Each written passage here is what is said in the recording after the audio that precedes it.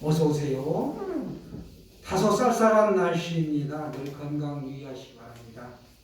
바울은 길리기아 다소 사람이었죠. 오늘날의 터키 남서부 지역이 되겠는데요. 바울의 사역자라는 제목으로 오늘 교훈 얻기를 원합니다. 바울이 어떤 자세로 사역했나를 살펴볼 텐데요. 바울은 이방인의 사도라고 불렸습니다. 이 바울이 고린도 교회에 편지를 쓰게 된 것은 자신이 지금까지 2차례에 걸쳐 고린도 교회를 방문했으나 좋은 성과를 내지 못하고 그만 에베소로 다시 돌아오게 되었기 때문입니다. 처음 방문했던 것은 그곳에 복음의 씨를 뿌리기 위함이었고, 두 번째 방문의 목적은 고린도 교회에 거짓 교사와 이단들이 침투했다는 소식을 접하고 그로 인해 발생된 문제들을 해결하기 위함이었습니다. 저희 교회도 이단인 신천지가 가끔 사탕을 놓고 하고 자기들의 그 신문을 넣고 갑니다. 그 당시에도 이단들이 있었다는 것이죠. 그러나 이 두 번째 방문은 극심한 멸시와 냉대로 말미암아 목적을 이루지 못하고 부득불 다시 에베소로 돌아왔다가 시간이 지난 다음 마게도냐로 건너갑니다. 바울은 이 가슴 아픈 방문 이후에 이 앞서와 같은 근심을 가지고는 다시는 고린도 교인들 앞에 나서지 않겠노라 이렇게 작정합니다. 그리고 직접 나서는 대신에 편지를 써서 보내게 됩니다. 눈물의 편지죠. 다시 말해 서로 기쁨을 나눠야 할 이 교인들, 성도들이었기에 서로에게 슬픔을 주게 되는 이 결과를 피하기 위함이었던 것입니다. 고린도인들에게 보내는 편지, 이 첫 번째 편지가 고린도 전서이고 고린도 교인들에게 보내는 두 번째 편지가 고린도 후서입니다. 오늘 고린도 후서 본문 2장 12절에서 17절까지의 말씀을 살펴볼 텐데, 이 바울은 개척한 교회들이 굉장히 많았습니다. 그런데 그 교회가 여러저러한 문제들이 많았죠.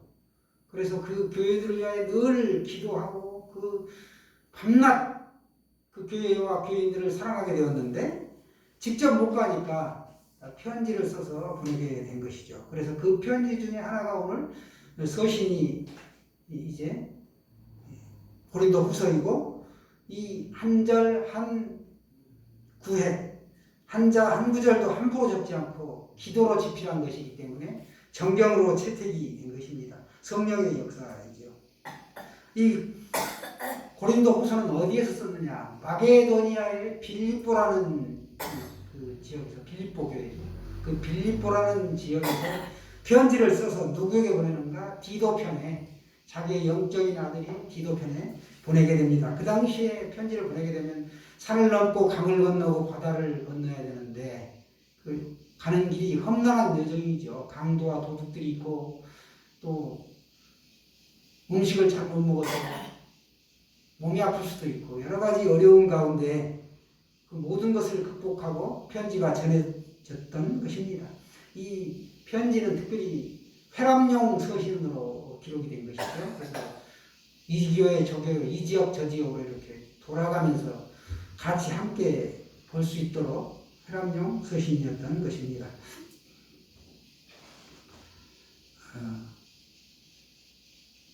아버지가 아들을 사랑하기 때문에, 징계하기 때문에, 아버지가 아들을 사랑하면 그 하는 잘못된 길로 버젓이 가는 것을 보고서도 징계하지 않는 아버지가 당연히 없죠. 그와 마찬가지로 바울은 이 고린도 교인들을 사랑해서 눈물의 편지를 썼습니다. 그들에게 바울의 그 뜨거운 사랑을 전했던 것입니다. 순수한 사랑의 동기에서 애통하는 마음으로 편지를 썼던 것이죠. 결국 바울의 사랑이 담긴 이 글이 고린도 교인들을 변화시키게 됩니다. 자신들의 잘못을 뉘우치고 새롭게 각성하는 계기가 되었습니다. 이 기쁜 승리의 소식이 드디어 바울에게 전해졌습니다. 진정한 사랑의 동기에서 나온 바울의 이 책망이 그들의 마음을 이제 움직이도록 한 것입니다. 성경이 우리에게 가르쳐주는 것은 하나님의 뜻이죠. 우리가 하나님의 뜻을 알아야 할 이유가 무엇일까요? 그것은 우리가 하나님의 대리인이기 때문에 그렇습니다. 우리는 하나님을 믿습니다. 하나님이 세상을 다 만드시고 자기 형상과 모양을 따라 인간을 지으셨는데 그 인간은 세상에 하나님의 형상을 나타내므로 세상을 다스리는 임무와 특권을 우리가 맡았습니다. 하나님은 인간에게 이 세상을 맡기심으로 인간을 자기 아들로 삼으셨죠. 우리가 하나님을 아빠, 아버지라고 부르는 것, 우리가 하나님의 아들이라는 것이죠. 나는 딸인데 아들이 대표로 이제 말하고 있는 것이죠. 이 세상을 물려받은 우리가 상속자들입니다. 상속자이면 하나님의 권세와 모든 능력을 우리가 받아들이게 되는 것이죠. 그러면 우리가 하나님 앞에서 하나님의 뜻을 쫓아 살아간다면 생육하고 번성하여 이 땅에서 형통하게 될 것이요. 말씀을 따라서 그릇된 길로 가게 되면 어두움이 우리를 기다리고 있죠. 하나님의 뜻을 실천하는 것이 우리 인생에서 얼마나 중요한 것인 것을 알기에 우리는 하나님의 말씀을 따라 오늘도 예배 자리에 나왔고 평소에 하나님을 찬양하고 기도하는 것입니다. 오늘 본문을 중심으로 바울의 사역 자세 세 가지를 한번 살펴보겠습니다. 첫 번째 바울의 사역 자세는 말씀을 혼잡하게 하지 않았다. 17절 상반절에 보시게 되면 바울은 말씀을 혼잡하게 하지 않았다. 우리는 수많은 사람들처럼 하나님의 말씀을 혼잡하게 하지 아니하고 라고 성경은 말합니다. 사도 바울은 복음을 전할 때에 혼잡하게 하지 아니하고 말씀을 그대로 전하였다는 것입니다. 그것은 하나님의 말씀과 다른 것을 섞지 않았다라는 것을 말씀합니다. 당시에는 유행하던 온갖 지식으로 인하여 그릇된 복음이 범람하게 되었습니다. 그래서 이 잘못 전하는 거짓 교사들이 있었다는 것이죠. 그리고 바울을 대적하던 유대주의자들이 참 많았습니다. 그들은 복음을 순수하게 전하지 않고 자신의 이 욕심을 채우기 위해 또 자신의 생계수단으로 이 복음을 변질시켜서 전하게 되었습니다. 또 한편에서는 자신의 지식과 율법주의로 변질된 복음을 증거하고 있었습니다. 그 결과 어떻게 되었겠습니까? 남의 영혼을 망하게 하고 상하게 하였습니다. 사실 우리가 혼합한다라는 것은 꼭 나쁘다고만 볼 수는 없습니다. 더 좋은 것을 만들기 위해 어떤 걸 혼합하거나 또 더 좋은 맛을 내기 위해 여러 가지 재료들을 혼합하기도 하지요. 이러한 것은 모두 새로운 것으로 변화되는 것입니다. 그런데 여기서 혼잡은 새롭게 변화시키는 개념이 아니라 변질시키는 개념이라는 것이죠. 변화시키는 것과 변질시키는 것, 이것은 전혀 다른 것이죠. 음식이 변질되면 상하게 됩니다. 변질되는 과정에서 곰팡이가 피고 겉으로는 아주 화려한 멋진 문양이 또 나타나기도 합니다. 그런데 냄새를 맡아보면 변화인지 변질인지 우리가 대번에 알 수 있습니다. 변화된 것은 좋은 냄새가 나지만 변질된 것은 썩은 냄새가 난다는 것이죠. 악취가 납니다. 고로 좋은 향기를 위해서는 변화가 반드시 필요하지만 변질은 안 된다는 것입니다. 사랑하는 여러분, 우리가 하나님의 말씀을 혼탁하게 하지 마시기 바랍니다. 말씀이 혼탁해지는 것은 여러 가지 다른 것이 섞이는 것을 말하죠. 말씀에 무엇이 가장 많이 섞이는가? 내 생각과 내 판단이 섞이게 된다는 것입니다. 민수기에 보면 광야를 지나는 이스라엘 백성들이 이제 전진을 하죠. 이스라엘 백성들이 약속의 땅을 눈앞에 두고 정탐꾼 12명을 보내게 되는데 그 중에 10명은 어떤 판단을 내립니까? 그 땅에 가나안 땅의 족속들을 보고 저들은 거인 족속인 안악자손이다. 안악자손이 있고 우리는 메뚜기와 같다라고 자신의 생각과 판단을 갖다가 집어넣게 되죠. 이게 바로 변질된 복음과 같은 것입니다.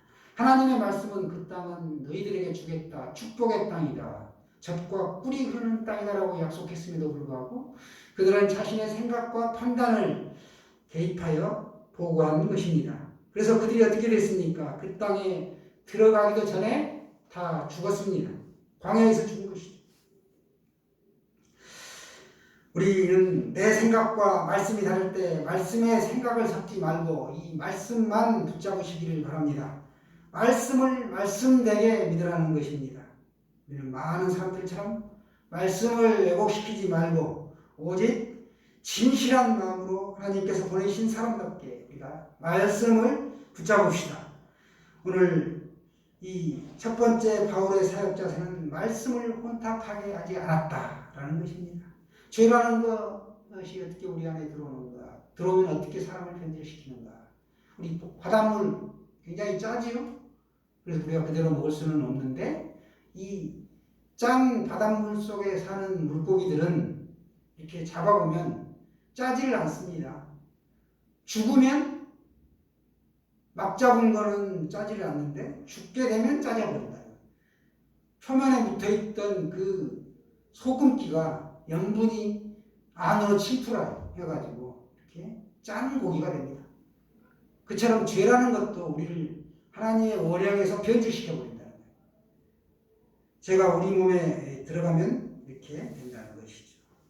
예수님의 보혈로 우리는 깨끗하게 옷 입은 사람들입니다. 우리가 세탁하면 옷을 입고 있던 옷은 아무리 깨끗하게 빨아도 이전에 새 옷처럼 되지를 않죠. 그런데 그런 우리에게 예수 그리스도의 보혈로 우리에게 깨끗하게 세탁한 옷을, 새 옷을 입혀주셨다는 것입니다. 두 번째 바울의 사역 자세는 하나님 앞에서 받은 것 같이 말하였다는 것입니다. 하나님의 말씀만 증거했다. 하나님 앞에서 순전함으로 복음을 전했습니다. 순전하다라는 것은 진짜이고 거짓이 섞이지 않았다는 뜻이죠. 하나님은 오늘도 순수한 사람을 원하십니다. 꾸밈이 없는 사람, 이런 사람들을 진정으로 원하시는 것이죠. 이 사람은 자기 행위에 대해 책임을 지는 사람이요, 하나님의 말씀을 지키는 거룩한 사람이고 신실한 사람입니다. 바울은 이렇게 적극적이며 순수한 신앙을 가진 사람이었습니다. 코람데오라고 많이 우리가 들어보셨을 것입니다. 즉 하나님 앞에서 살아가는 사람을 우리가 코람데오라고 하는데, 코람데오라는 말은 라틴어입니다. 코람, 앞에서라는 뜻이죠. 이 코람과 하나님을 뜻하는 데우스가 합쳐진 말이 바로 하나님 앞에서라는 뜻의 코람데오인데, 신학적인 용어이죠. 매 순간마다 하나님 앞에 서 있는 사람처럼 하나님의 영광을 위하여 살아가라, 이런 뜻을 담고 있습니다. 바울은 오로지 하나님 앞에서와 그리스도 안에서 순전함으로 복음을 증거했습니다. 그는 언제나 그리스도의 종된 자세를 견지했고 겸허하고 진실된 마음으로 사심없이 복음 사역에 임하였습니다. 바울은 온갖 환난과 고난 속에서도 하나님 앞에서 끝까지 진실성을 잃지 않고 승리의 계가를 부를 수 있었다는 것입니다. 바울은 그리스도 앞에서 자신을 승리하게 하신 은혜를 어디에다 비유하고 있는가 하는 보시면 로마 군대의 당당한 개선 행진에 비유해 설명하고 있습니다. 결코 쓰러지지 않는 승리의 대열에 자신이 서 있다, 이것을 확신하고 있었던 것입니다. 이러한 바울의 순전한 복음 자세는 승리를 지향하는 모든 복음 증거자들이 마땅히 따르고 취해야 할 모범이라고 볼 수 있습니다. 두 번째 바울의 사역 자세는 무언가? 하나님 앞에서 받은 것 같이 말하였다는 것입니다. 코람데오의 신앙을 가지고 살았습니다. 세 번째 바울의 사역 자세는 자신을 그리스도의 향기로 비유하고 있습니다. 그는 하나님 앞에서 그리스도를 아는 지식의 향기를 만방에 퍼뜨리는 그리스도의 향기를 드러냈던 것입니다. 하나님은 오늘도 그리스도의 향기를 전파하는 충성된 일꾼들을 들어 쓰십니다. 우리도 오직 진실한 마음으로 하나님께서 보내신 사람답게 보냄받은 자로 살아가시기를 바랍니다. 이것이 우리를 향하신 하나님의 부르심이지요. 우리가 그리스도의 향기가 될 수 있는 이유는 하나님으로부터 보냄을 받았기 때문입니다. 보냄을 받았다. 보낸 분이 하나님이시라는 것이죠. 그렇다면 그분이 우리의 삶을 결정하는 것입니다. 인생의 길이 보이지 않을 때 나를 보내시는 분, 그분을 우리가 바라봐야 합니다. 내가 결정하지 말고 나를 보내시는 분을 바라봐야 된다는 것이죠. 보냄받은 자의 삶은 보내신 그분이 책임지시기 때문에 우리가 그분을 바라봐야 합니다.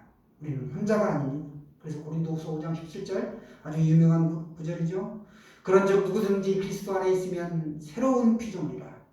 이전 것은 지나갔으니 보라 새 것이 되었도다. 아멘입니까? 우리가 새로운 피조물이 되었다. 우리의 존재가 바뀐 것입니다. 우리가 발을 씻지 않고 양말만 새 것으로 갈아 신으면 다시 이 냄새가 나죠. 똑같이 냄새가 뿜어져 나온다는 것이죠. 나로부터 그리스도의 향기가 나타나기 위해서는 나의 존재가 바뀌어야 되는데 그 존재가 바뀌려면 예수 그리스도를 통해서 나의 인생이 하나님의 자녀로 거듭나야 한다라는 사실입니다. 그러할 때 내 존재가 새로운 피조물로 바뀌게 됩니다. 목욕을 마치게 되면 몸에서 향긋한 냄새가 나죠. 그런데 거기에다가 예전에 입던 옷을 다시 입으면 땀 냄새, 음식 냄새가 다시 여전히 나겠죠. 이것은 우리의 존재가 바뀌지 않았기 때문이 아니라 존재가 바뀌었다는 것을 믿지 않고 예전에 입었던 옷을 다시 입었기 때문에 그렇습니다. 예수 그리스도 안에 있는 자에게는 그리스도로 옷을 입혀줬다, 의롭다라고 하셨는데 주님이 주신 옷으로 우리가 갈아 입어야 한다는 사실입니다. 그리고 새롭게 살기로 결정하고 따라가야 되는데 이 결정을 하지 않기 때문에 그런 것이죠. 성령님이 오시면 우리를 변화시켜 주십니다. 그래서 성령의 열매 9가지가 열리는 것이죠. 사랑과 희락과 화평과 자비, 양선, 충성, 온유, 절제, 오래 참. 이렇게 성령의 열매가 주렁주렁 맺히게 되면 우리의 성격도 바뀌게 되는 것입니다. 아니야, 그 사람 성격 어디 가나? 사람은 안 바뀌어. 그렇지 않습니다. 성령이 내게 임하시면 성령은 능히 이루지 못할 것이 없는 줄로 믿습니다. 우리를 변화시켜 주시는 분은 오로지 성령입니다. 내가 행위로 뭘 해보고자 한들 금방 작십삼일이 되죠. 그러나 성령님이 내 안에서 역사하시면 나는 변화될 수 있고 하나님의 거룩한 뜻을 따라 살아가게 되는 것입니다. 그것이 바로 복된 인생입니다. 자, 오늘 그리스도의 향기가 있어야 됩니다. 우리가 그러려면 가끔 외식을 하면 삼겹살이라든지 갈비집에 가게 됩니다. 그러면 그 먹고 나오게 되면 옷에 냄새가 배게 됩니다. 고기를 먹지 않아도 내가 어디 잠깐 재래식 화장실이라든지 또 어떤 아주 향기가 강렬한 곳에 갔다 나오면 그 향 냄새가 몸에서 배죠. 그와 마찬가지로 향기 나는 사람과 오래 있으면 나에게도 은연중 향기가 배게 된다는 것입니다. 그러니까 악한 사람과 같이 있으면 악한 모습이 내가 또 은연중 담게 되는 것이죠. 악령이 또 들어가는 것입니다. 그런데 우리가 이 향기가 나려면 예수 그리스도와 함께 보내는 시간이 많아야 되는데 그것이 바로 예배하고 기도하고 말씀 묵상하는 것이 매일매일 이어지는 삶이죠. 우리에게 하루 온종일 그리스도의 향기가 나려면 주님과 함께 오랫동안 보내는 시간도 참 귀한 것이지만 그냥 내 안에 주님을 모시고 사는 것, 이것이 더 복된 인생이라는 것입니다. 죄라는 것은 어둠이기 때문에 오히려 숨기고 싶어 합니다. 죄는 드러내기를 싫어하는 속성이 있죠. 그렇지만 우리는 의인이기 때문에 정직합니다. 오늘 바울의 사역 자세처럼 우리들도 하나님 앞에서 살아가는 자들입니다. 하나님은 불꽃 같은 눈동자로 우리를 늘 지켜보고 계십니다. 우리가 어떤 마음과 자세와 태도를 가지고 살아가는지를 다 훤히 꿰뚫어 보고 계시는 분이 하나님이십니다.